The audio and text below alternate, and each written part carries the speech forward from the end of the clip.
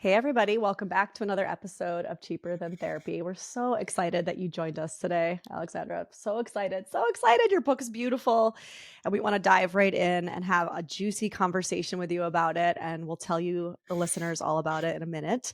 I guess the first thing that we always start with all of our guests is really just like a how did you get here, right? Like, how did you become who you are? Take us through that journey to kind of land us in the moment, the present moment.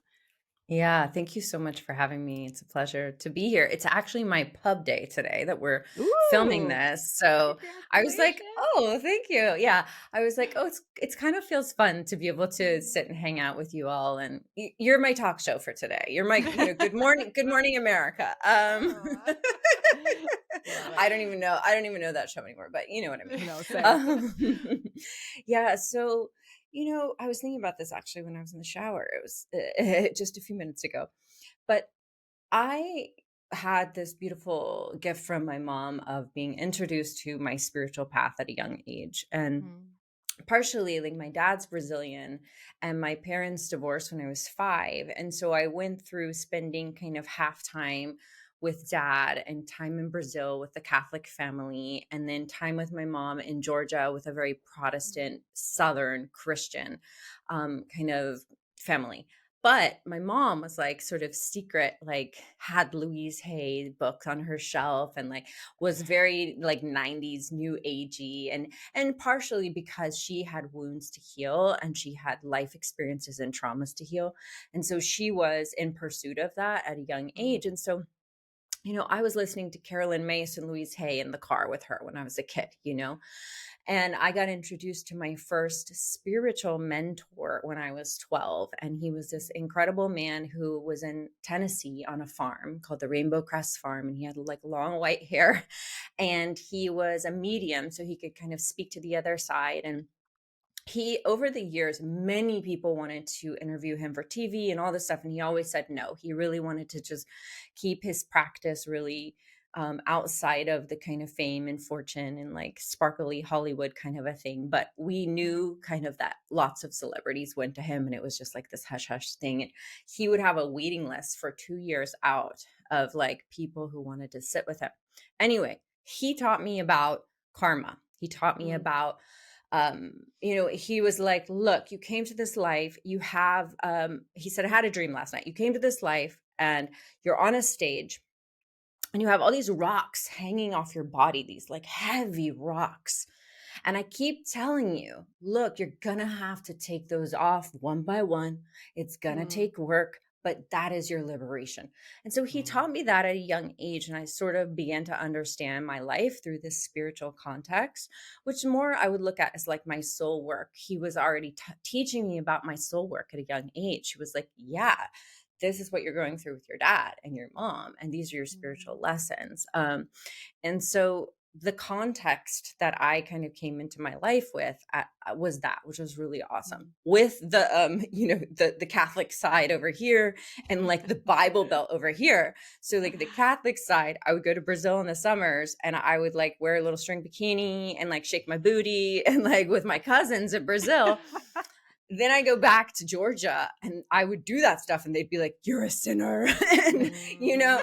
I was taught that like if I masturbated, if it was a sin, if Yeah. I kissed a boy, it was a sin. So that like I got these double indoctrinations, which was Mm. kind of a part of the magic sauce of me is that I have both of those. And then this kind of spiritual core. So throughout my, 20s, I was really on my spiritual path, meditation, yoga, pursuing different spiritual lineages, all while expressing myself artistically. And I was in the film and TV world. I actually went to NYU for film and TV, which I realized that learning how to express through your body, how to get rid of some of your, let's say, physical conditioning, your posture, Mm. your vocal tones, the faces that you make, all of that is very similar to what we do in healing context. And that was even happening as I learned my own practice of embodiment. It was like Mm. I came into my teacher's room and it was like, where am I carrying my physical trauma? In my shoulders, in my voice, Mm. in my clamped jaw, right? And in order to be an artist and an actor at the time, I had to liberate myself from that, one by one, with a lot of practice. So I work with women now in doing very similar work, but in a healing context. They're not all actors, but it's Right. very similar. So but I pursued like a film and TV career. I directed a web show called Be Here Nowish that was really fun, got lots of press, got me, big agents. We pitched it with Oscar winning producers, but it was a little ahead of its time because people Mm. weren't really familiar. I was like going into HBO to pitch about the satirical side of meditation and kundalini and ayahuasca and tantra, and this was like, 12 years ago. And so the execs at HBO, they're kind of like, huh, that's hilarious. But it hadn't caught on to the mainstream yet. Right. Right. So, Mm. and I also like directed commercials for United Airlines and for, oh gosh, terrible things. And eventually I was like, I had this kind of strong, like, ooh, it's time for me to change paths. Mhm. Mm. And it actually came in an ayahuasca ceremony that I was sitting in for 3 nights. It was like, yeah, your work now is going to be in healing and more directly. You're not going to hide behind a script or a character or like, this isn't going to be just like a side part of your identity that you keep in the closet. And then like the, marketing person from the ad agency comes up to you and goes, ooh, I heard it's a full moon, like Yeah. it's going to be, it's because she knows like I'm the witchy one, Yeah. this is going to now be part of your public identity. And that was Mm. terrifying at the time because I thought, oh gosh, all the Hollywood people are going to think that I've gone nuts Mm. and like I have fallen off my rocker. And then I made the transition. And as I became more deeper into a space of working with women and healing around their bodies, sexuality, finding voice, all these kind of things, it flowed. And I'm sure you Mm. all know, like when something feels like in life it flows, you're like, okay, maybe this is what it's meant to be. So Mhm. that's kind of how I got here. And then I've been on this path for the last, I guess, since 2016. So yeah, the last 8 years, where I've been working with women in a healing context, one-on-one through coaching and mentorship, leading retreats, writing a lot about my own healing journey as an entree and a portal to invite Mm. people into discussing theirs too. Mm. I love it. Oh my gosh.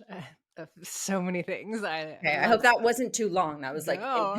Perfect. There's just so much about what you said that's already exciting me. And well, first of all, I'm so struck by your mother having these Mhm. teachers that you're being exposed to at such a young age. And there's a little bit of like a closeted element. I think, something I talk a lot about is like there were years where I was a yoga teacher and I never said the word God because I didn't want to activate people in the wrong space who weren't ready to, I don't know, have conversations in the way that you're describing. And something I think about a lot because I'm a vegetarian is like, how like children who have parents that are vegetarians will go through a period where they're like, no, I'm going to eat meat. And then a lot of times they will like return to it later in life. And I'm curious if you feel like there was a point where you just did a lot of questioning around what you were exposed to so early, or if you felt like there was like a reckoning that you had with like, I don't know if these like fundamental truths feel true for me or if I need to go on like a discovering something different for myself. Do you know what I mean? totally, like that differentiation process, right? It's like, Yeah. okay, like do I need to go carve my own way and see what's true for me? And I feel like I did that with Christianity Mm. because that was such a big part of my life growing up. And so I did get to kind of explore what is Christ consciousness? Like, is this book, the Bible, even a real thing? Or is this a bunch of stories that some dudes came together and wrote? So I went through my own journey with that for sure, and I have gone through my own journey more in the recent years around kind of new age practices and like what's beneficial, what's not, what's Mm. actually bypassing and completely disembodied. Mhm. And so you know, uh, I wouldn't say that like I'm like. "Ugh, Louise Hay's a hack or something like that." I still feel like she's amazing because she had really intense childhood trauma. Like she's one of those people that transformed like the dark, dark, right, of deep childhood sexual abuse into her whole healing journey. Are there problems in the new age space? Absolutely. Like tons of them. Mm. Um, Mhm. but so I've had to kind of look at that, and more recently, when I felt like the wellness world, it like was really loving and accepting to me, to look at, wow, am I now a part of this kind of like club that feels a little bit exclusive or super white, or that those kind of things. And that was, kind of my recent journey. So I would say in my early 20s, yeah, I was asking about Christianity, and like, am I a Christian? I grew up Christian. Now I wouldn't identify with that, though. I Mm. like recently just did a beautiful Mary Magdalene pilgrimage in France while I was Mm. pregnant, and I have a deep, deep love for a lot of Christian stories and mystics.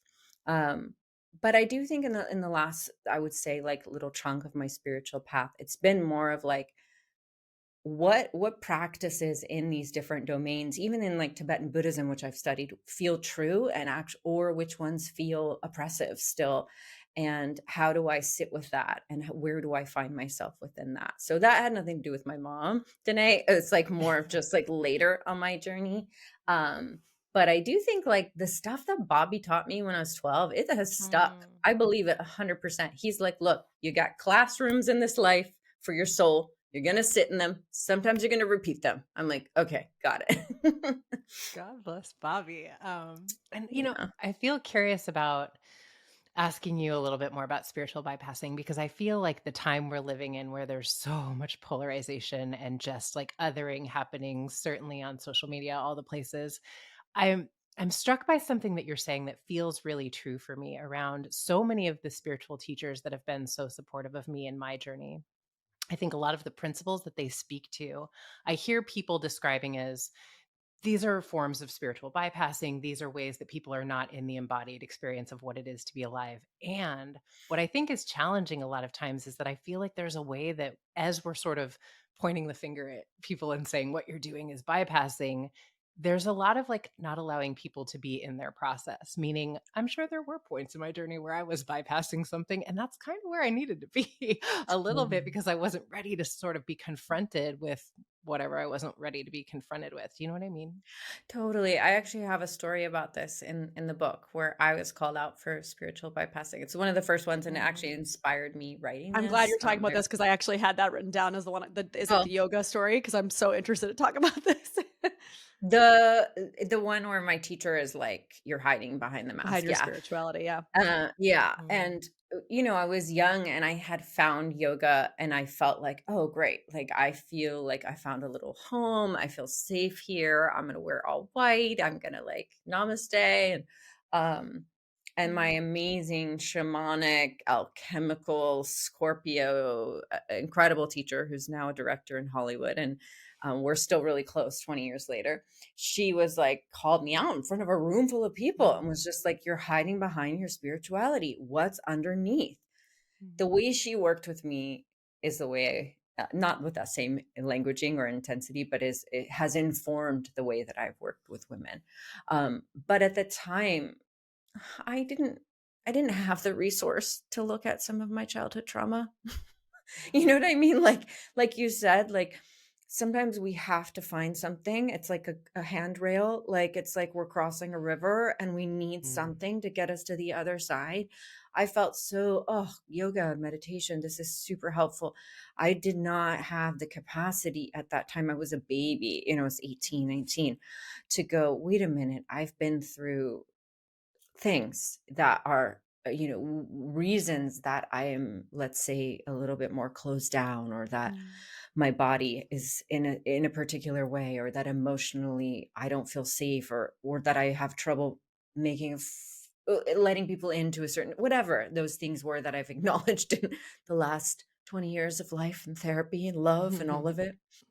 But Yes. at the time, yeah, spirituality was the that kind of guardrail that helped me to keep walking forward and feel safe. Mm, And that, I do think we all have our own journeys, like Mhm. 100%. Like, mine was embarrassing a great many times. I got on all kinds of high horses when I was young, my spiritual high horses, and like, God, was so obnoxious with my parents about like eating organic, and that was not a spiritual high horse, but I'd be like, "You cannot shop at Walmart," and it's like, um, we do that stuff in different Mhm. ways. And so Yeah. I'm not going to go back and go, oh, that was wrong. I was It's just where you were at. learning. Mhm. Yeah. Yeah, I'm sure Jack I'll have the Kornfield same thoughts. Yeah. Jack Kornfield always has this funny story where he's like, he'll say something like, if Jesus of Nazareth went home to visit his parents, you don't think they would treat him like Jesus Christ? Like they would be like, listen, don't talk to me like you're above me, like you're still my kid, right? Or, or Siddhartha or any of these. It's like, we go home and we try to bring our stuff with us. And most of the time our family of origin is like, yeah, no, back up with Right. that. Totally. Totally. Yeah. Yeah. Yeah, it's interesting. I'm glad that you spoke about that story because I actually, similar to what you were thinking today, I had starred that because this concept of finding yoga as like a portal, I know for me was also my gateway into spirituality and connecting to self and all of these. And recently we actually had a friend of ours sent us this TikTok that we were talking about. And this woman was making this really interesting point around how a lot of the spiritual practices that we all know and, we read and we take in have been written by, documented by, practiced by men, right? And she was talking about, and you'll understand this as a new mother, specifically being a mother and what Mm. spirituality looks like as a mother and how that's so much different than and has never been captured by, let's say, 99% of the spiritual teachers that we know, right? And so she was saying, even this concept of like meditating twice a day for 20 minutes, right? I know for me, the last few years, I have beat myself up so hard for losing my really rigid meditation practice once becoming a mother. And what she was saying is anybody who's a new mother would have said in any of those spiritual books, that's not possible. It's not realistic. My meditation is now breastfeeding. My meditation is now creating meals for my family. My meditation is now in the garden, right? And it just really opened my eyes to how I just have never thought about it in that way. And I guess it kind of lessened some of the shame for me. I love that, and it's something I talk about and teach about as well, and it's been a huge part of my path because when I was back in my namaste whites, I was treating my body and my practice more as like that ascetic, right, Mm. yogic way, which is not for the feminine form. I just had an interview and a chat with this woman, Brett Larkin, who is a yoga teacher, and she was saying that yoga was really meant for um, young boys who are going to become monastics, and then men who are leaving their jobs and becoming like ready to kind of pass on. And so it was like nowhere in there was it really for like just household people in a way back in the day. And I've thought about it so many times. I mean, when I was in my first yogic community, that was like pretty intense. They were communal. They lived together and like shared communal clothes. It was kind of cultish, but I didn't join the cult. One of many cults I almost joined, but didn't. um, but we weren't allowed to sit on meditation cushions. And we were meditating in caves in Italy, like where St. Francis has meditated. And one time I was starting my period and I had the most insane cramps and I was cold and I'm sitting on this rock floor. And what I would do is I would put on like 2 extra sweaters. And then right before we all started to meditate, I would take them off and like try to make a cushion because Mm. my feminine body was not meant to just like I should be laying down. I should be, so it was when I was younger, I would treat myself as if, oh, I could be that kind of yogi. And then I was like, fuck that. I got into a lot more kind of earth-based, feminine, spiritual traditions. And that was a huge part of my journey as well in my 20s. It's just like, okay, I've explored that. What about over here where we're like Mhm.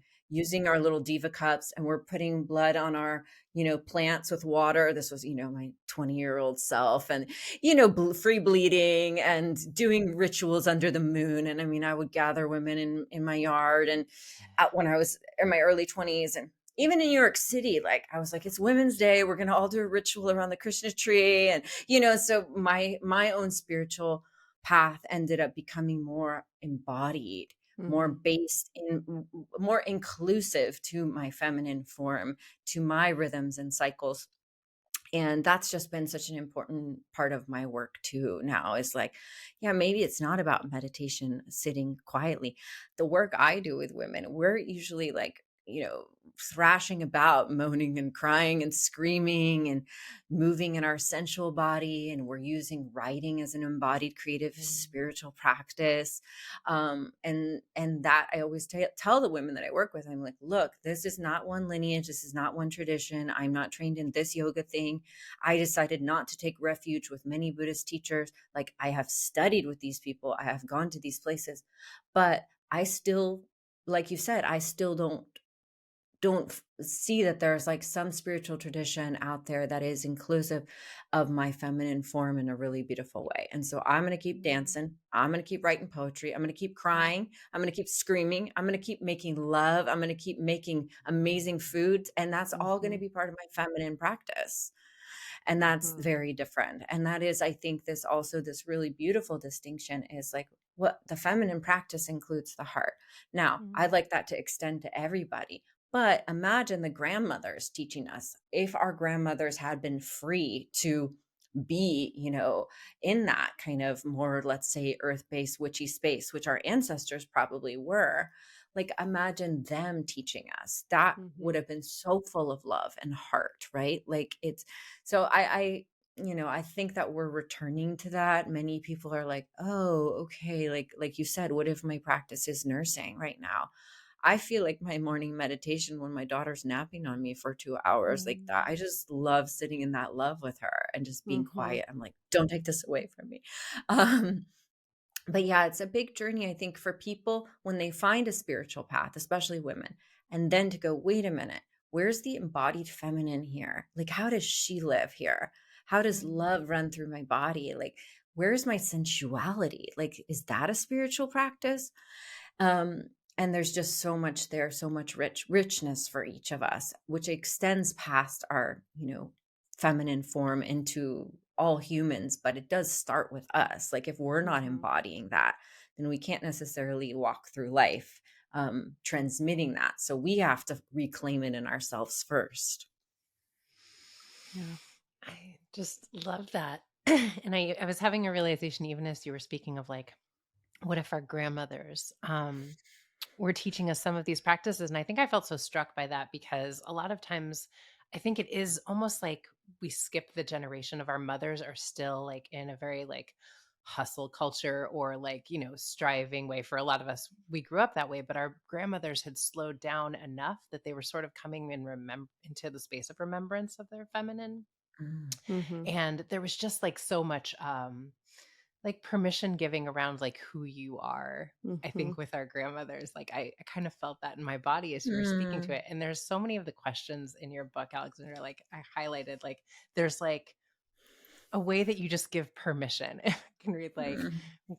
the questions that you ask and like the reflections are like reflect on a time when you expressed your truth, even if it was messy or intense and it was actually a gift to the people around you. Like I don't know why, like even reading those words made me feel emotional because Mhm. I think there's just such a like I don't want to be messy. Like, I got to figure this out, like, somewhere where I'm Mhm. not going to be a burden to people. Like, I hear that constantly from clients. And then so much of the time I have found when I'm my most messy, when I'm like exposing the dark, ugly bits, are when I'm most of service to other people. And I think there's something in that that is just so healing to remind people of, right? Like, can you remember those times when you're actually supporting others by being in that, what I would call maybe our feminine, wild, messy truth, right? Yeah, it's I think we have these cultural collective wounds of like repression and getting it right and perfectionism and all these things that really hinder us from being fully expressed or being intimate Mhm. and connected to one another, right? It's like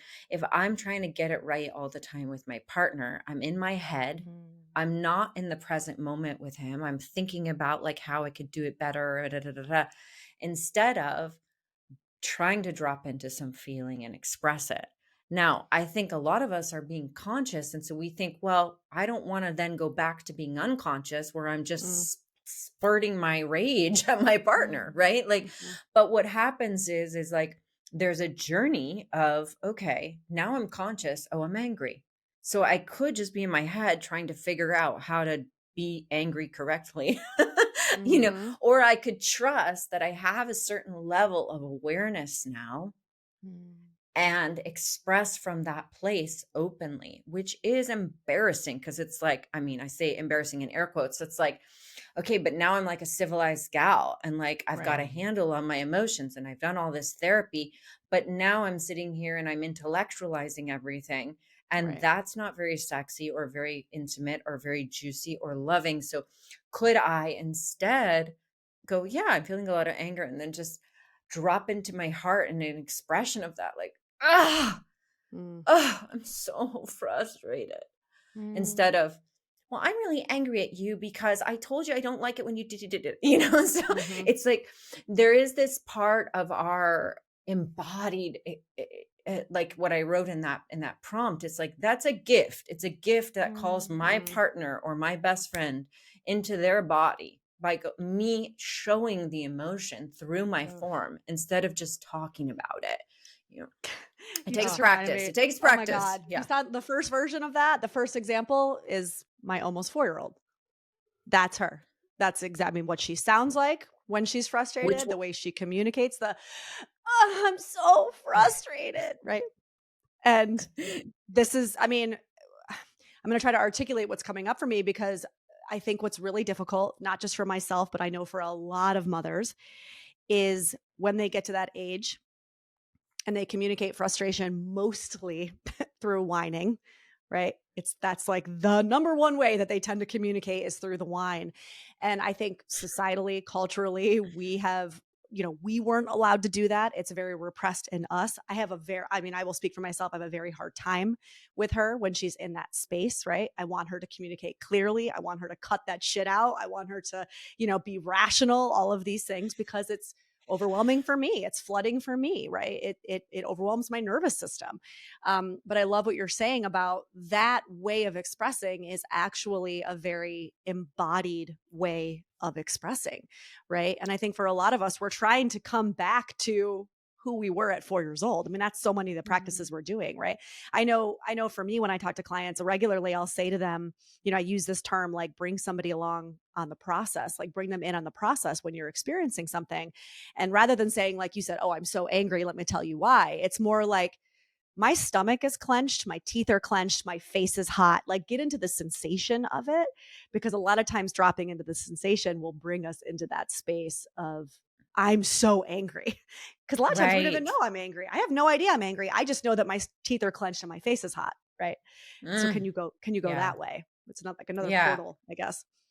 I love that because what you're doing is you're bringing yourself into the feeling and you're using words to get into the feeling. And then once Mhm. you're in the feeling, you can feel it safely in the container of your marriage or wherever. Right.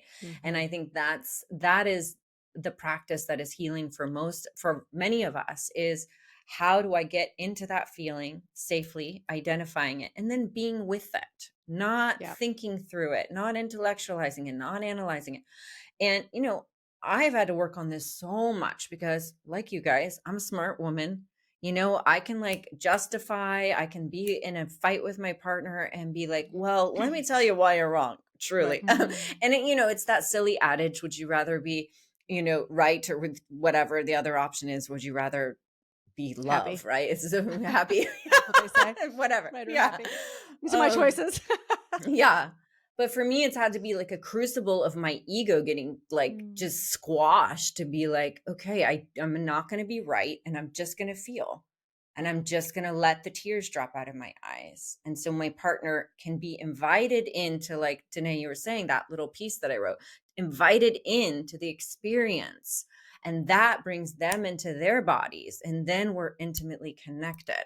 Whereas if I withhold those tears, maybe because I don't know they're there waiting for me or I can't find them, then we stay potentially disconnected. And it's hard and it's messy. And I don't succeed at this obviously all the time, and I don't think anybody does, but to have a practice where we try to do that with the people that we love, or at least in our intimate relationships. And for me, the kind of the dyadic relationship with masculine feminine has its own particular flavor. My partner, it offers him something that he may not be able to offer me as often in the same way because I have Mm, a really great access to my soft heart and my tears and my mm, vulnerabilities. So it's also that's part of the gift giving, let's say for him, is that my tears become an invitation where then he wants to hold me and like be like, "Oh, I'm here," versus my right. sharp words. The words I get really sharp, let's say. when Same, But girl. But I think what you're saying is so important. And I want to like stay here for just a second with the distinction. Because what I find so often, certainly within myself, but with so many of the couples that I work with, is that we do the intellectual conversation around what's happening or where you are not meeting my needs as a way I find to defend against really dropping into the felt experience of what's happening. Hmm.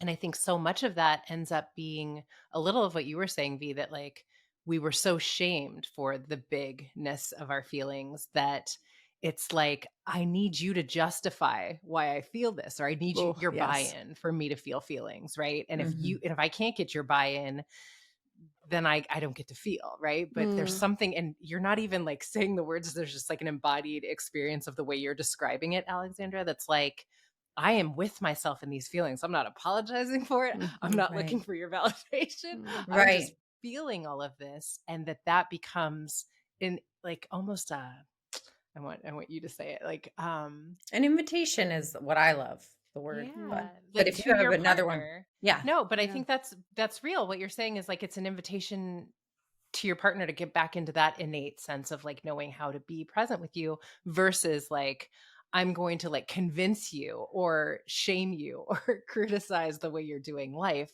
which I find just like shuts the partner down and then they're just defending themselves, you know? totally. I find this a lot in the car.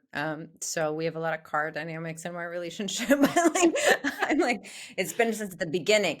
And so at first I'd be like, hey, you're driving too fast. Like you're driving past the speed limit. It's too fast, and for years I would try to correct, like using my judgment and like my right or wrong. Now I just go, I'm scared because I Yeah, actually yeah. am scared underneath it. And I'll say, I'm scared. And I feel completely juvenile and silly, Mm, but it is the truth. It's like, I am Yes. actually scared that we're going to get into an accident. Mm. So yeah. I could, and I give women permission. I'm like, look, give yourself permission to get a little dramatic, right? Like Mm, you're not doing this, we're not doing it in the 4-year-old way because we have consciousness, awareness, we have a different kind of cognitive understanding than they do. So it may look like that, but we're aware and we're making a choice around it. And so I tell that to women. I'm like, if I'm working with a woman and she's trying to help her express something, sensual or anger or something, I'm like, okay, that's a level 2. Like, what does your level 10 look like? And let's play Mm. with that range for you. And let's and there people, everybody has their edge, right? It's hmm. just like someone's edge is like someone's 10 is someone's 2 and vice Yeah. versa. And but I think that a lot of us can use the practice of stretching it open a little bit more with awareness, right? We're not like throwing plates at our, husbands for fun. Even though we want Sounds to fun. sometimes. Yeah. I Yeah, had like a visceral reaction when you said you're at a 2, bring it to a 10. I felt my body be like, "Oh, nope, nope, don't want to do yeah, that. Don't want to go to a right. 10," right? And I was thinking how that word dramatic was used as such an insult and such a way to kind of control me and my emotions when I was little. And I know for a Totally. lot of us girls, women, it was. And so even hearing the word like, oh, we need to get dramatic, it just brings up such a visceral response, right? Because I just hear my Yeah, mom over and over and over again telling me, stop being so dramatic, stop being so dramatic yeah, and all those words. And yeah, it's really hard to go back to what a lifetime of kind of shaming us out of this thing. totally. And when I'm like doing practices with women and it's like I'm asking them to express, I'll walk around and I'll say like, if I was your partner, I would have no idea what's going on inside of you. Like, what if you turn it up a Mm. little bit and a little Hmm. bit, so that we learn to get back into our bodies, to get back into the expression that we've been shamed out of or that we've been intellected out of, right? We've been Hmm. sort of praised as Western, maybe American women or whatever, we've been praised of being smart and together and da da da da da.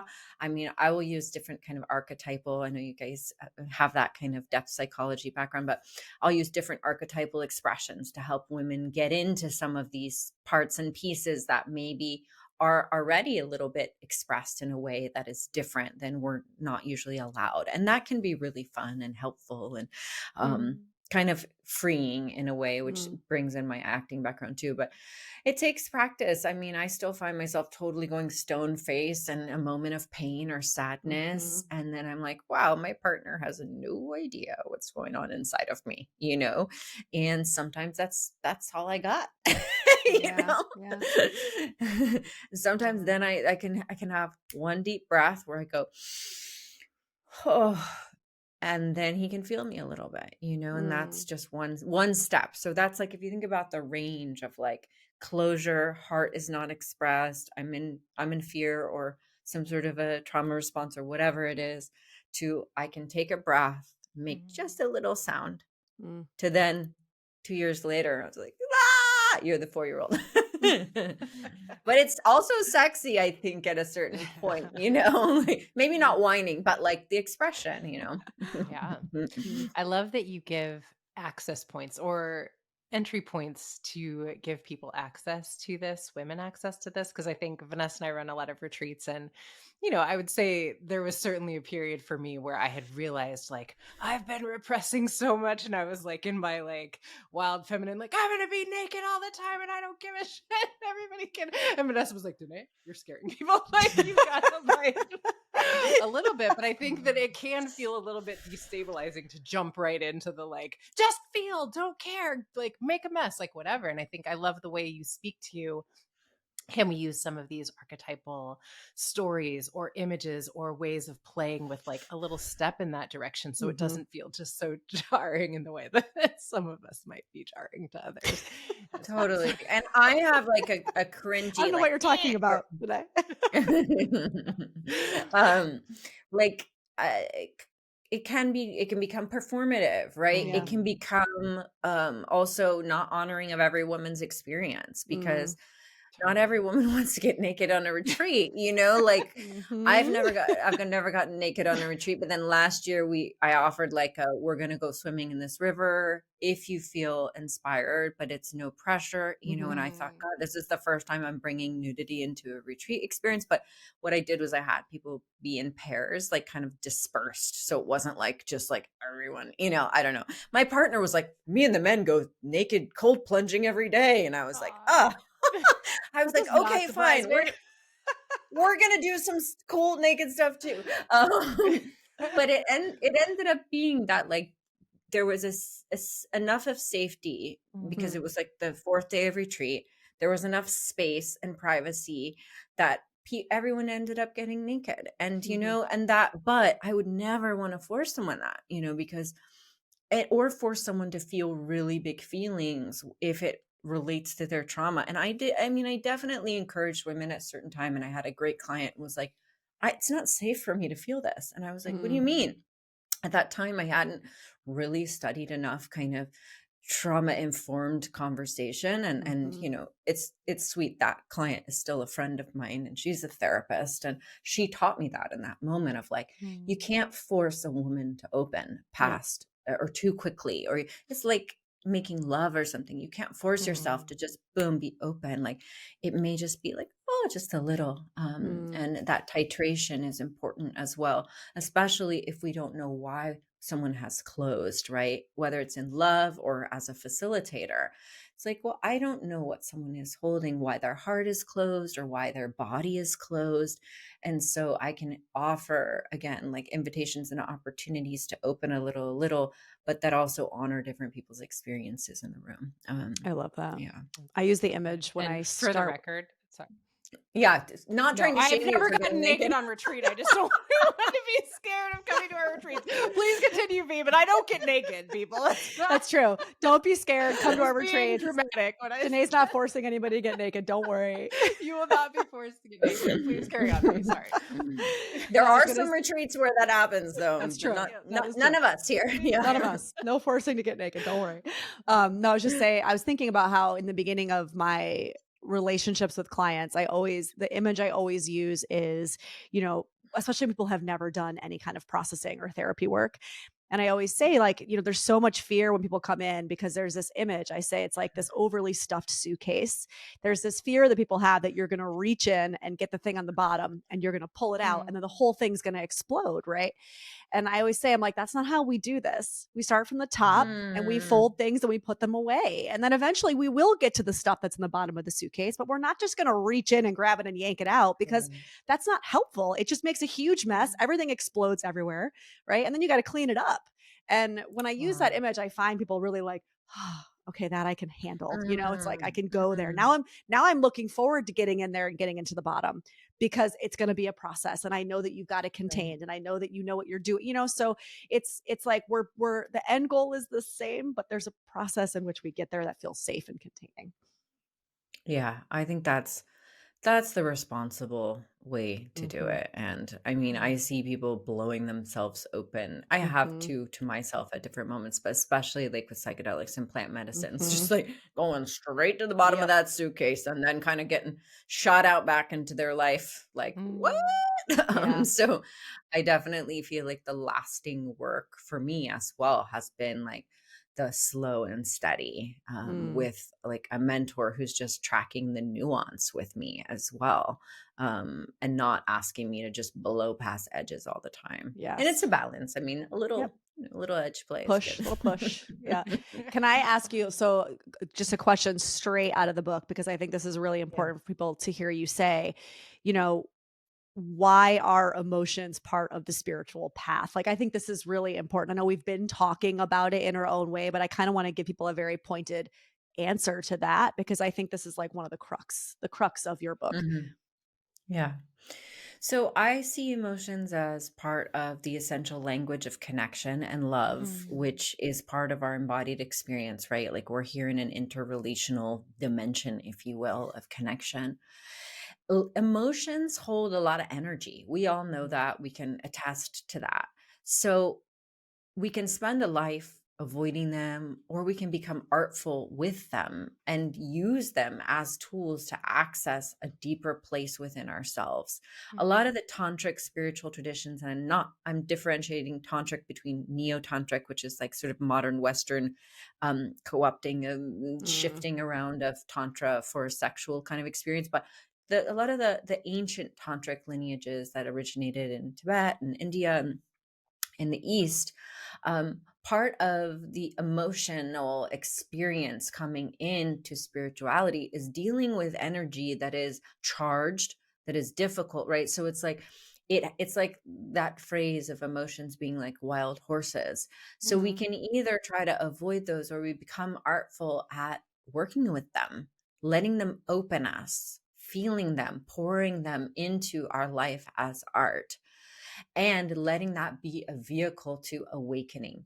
Pema Chodron talks about this a ton. So she Mhm. talks about emotions as a huge part of the spiritual path, not being attached to them, not getting kind of, let's say, possessed by them, but also letting them open you, letting them take you to a place, being with them in a certain way. And especially, and this is something that she talks about, like having a broken, open heart. So letting Mhm. that grief open your heart and be a way that then you connect to all of humanity, the Mhm. universality of human experience, right? We feel that through emotions, the empathy that we can cultivate.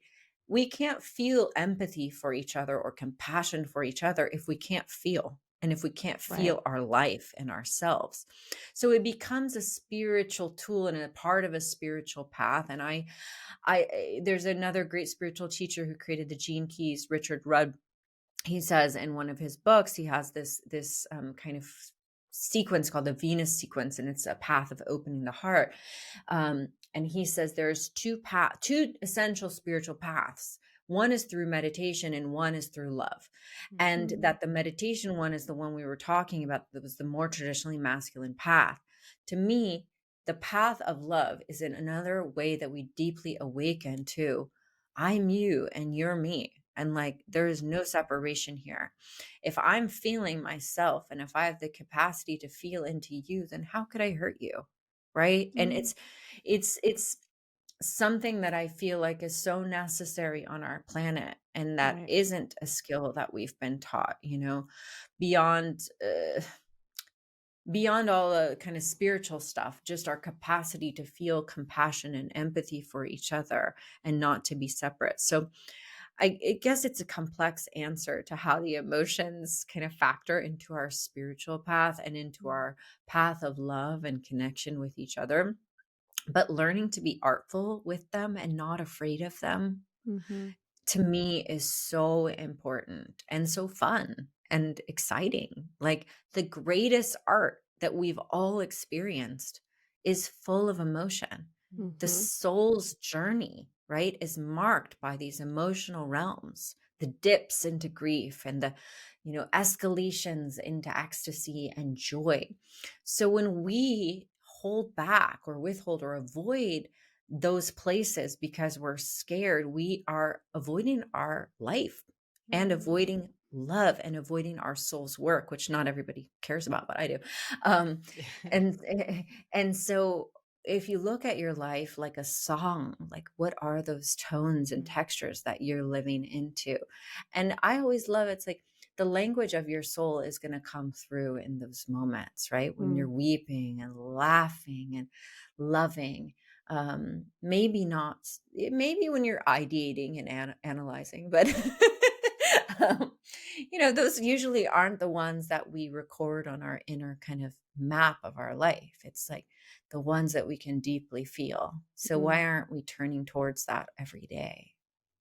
Totally. Ah, Alexandra, you are an absolute treasure. I am Oh, so that's thrilled to make your acquaintance. mm, Thank you. And yeah, I thank you just all don't for sit here having and me. listen to you speak for hours, but I want to be mindful of our time. So I'm going to jump into our lightning round of questions. Okay. The first question that we always ask is, who have been your greatest teachers, whether they are people, you spoke to it a little bit, but people who you've really appreciated their work, or people who have impacted your path from knowing them? Well, so I mentioned Bobby and then Deborah Kampmeyer, who was a teacher of mine at NYU, and she's now a TV and film director and producer in Hollywood. But also some of the writers. David Data's work has been really important to Mhm. me. My partner worked with him for 8 years and studied with him, and his work has been really important. Marianne Woodman, who I know you guys know, Mm. her work has been really important to me. A lot of the poets and the mystical poets definitely deeply impacted. I mean, I got lots of them, but I'll leave those at that. Yeah. Love it. So we talk sometimes about this concept of, some might call it flow, some might call it, tapping into that higher state. What does flow look like for you, right? Like, what are you doing when you find that you're so aligned that you kind of lose track of everything? These days, sensual movement and dance. Like, Mm. I grew up dancing and ballet, and like I was strict kind of for a long time. And then I've just reclaimed my practice of finding my sensuality through movement the last few years. I mean, I was always a wild dancer, from the samba to booty shanking in Atlanta, Georgia when I was 12, That's how I got asked to prom by a senior. I was a freshman. So I've always found God through shaking my booty. But it's come back again. I had Mm. to sort of reevaluate my relationship to my sexuality and kind of, do a lot of healing in that regard. So then it felt like, ooh, am I ready to dive back into that type of expression? Well, now it's private. I do it at home. I'm not posting those kind of things and like whatever. But I do find that I'm just going into like these yummy, deep, pleasureful states through Mhm. sensual movement and dance. And I'm bringing that into my teaching too. And it's so beautiful to take our bodies out of the rigidity that we experience Mhm. just like sitting at the computer all the time. So yeah, definitely going into that. Yeah. I love that. I just went to go visit a girlfriend of mine recently, and we had like one of those, let's be 20 years old again and go out dancing all night. And Mm, it was so healing and so, I mean, oh my God. I just, for days, I was buzzing and I was just so in my body. But it was that, it was like that sensual, shake your booty kind of dancing, but it was just her and I. And it was just, oh, cannot express how healing it was to do. Amazing. totally. Mm. Yeah. We can't become too like sort of smart and like polished that we forget to do that, roll around on the floor together. Yeah. Mhm. That's great. Love it. And what breaks your heart, Alexandra? Whew. I mean, I sit and contemplate, especially when I'm just sitting all these hours with my daughter breastfeeding or she's asleep on me, just how, like, what is evil and how does it exist? And what do Mm. we do about it? And what do we do about these people that are so hurt that they bring about so much violence onto others? And like, why has it happened throughout time? Yeah. Like, did it ever start where people started doing it? And or has it always been a part of human nature to like rape and kill? And it's mind-boggling to me when I think about the existential nature of good and evil and like if there's a way out of it, Mhm. because that's what my life is geared towards, that there is a way out of it. Like I promise people, let's heal, let's make sure we're not passing on our traumas and our addictions and all of these things. And so I'm like, what is the nature of this? And I just, it's terrifying being a parent and just Mhm. feeling the contrast on this planet of the most dark, evil, painful realities that I can't hold in my body, and then the most beauty. And I mean that, yeah, that's the most perplexing thing that I cannot Mm. explain. I don't have an answer for. I Mm. just try to feel as much as I can without hurting myself. Yeah. And when I get to the other side, I have a lot of questions. Mhm. Same.